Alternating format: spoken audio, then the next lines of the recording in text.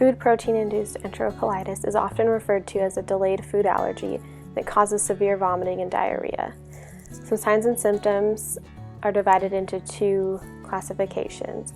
A healthy infant or child has symptoms shortly after eating a food, but the main characteristic here is a delay of 2 to 3 hours. Typical food allergies occur within minutes or shortly after contact with a food allergen. Typically, you see the intractable vomiting and then diarrhea.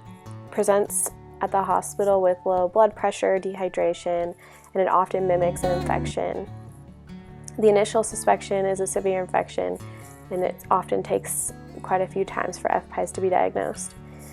The second way is for a child to ingest a problem food that is a consistent part of their diet. The symptoms progressively get worse. Eventually, they end up having severe vomiting, diarrhea, and poor growth when they consume these certain foods.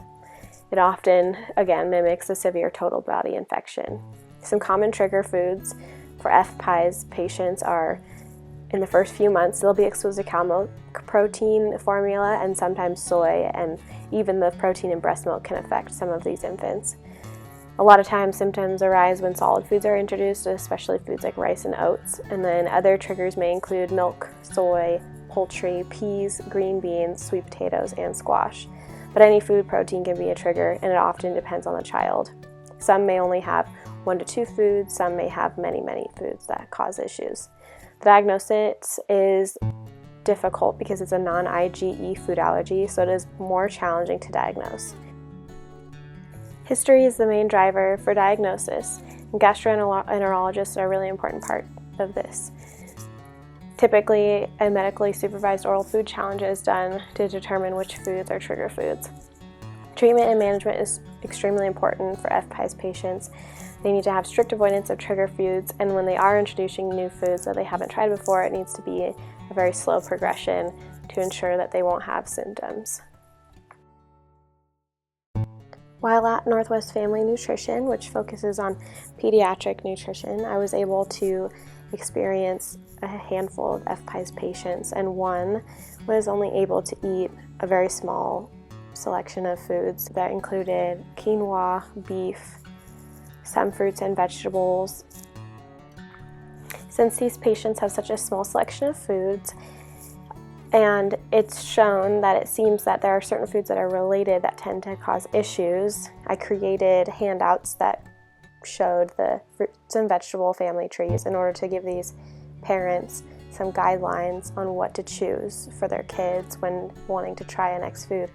Because what the hope is that they'll find a food that's already been approved and that they haven't had issues with, and then find another fruit or vegetable in that same family and hope to not find any issues with that as well.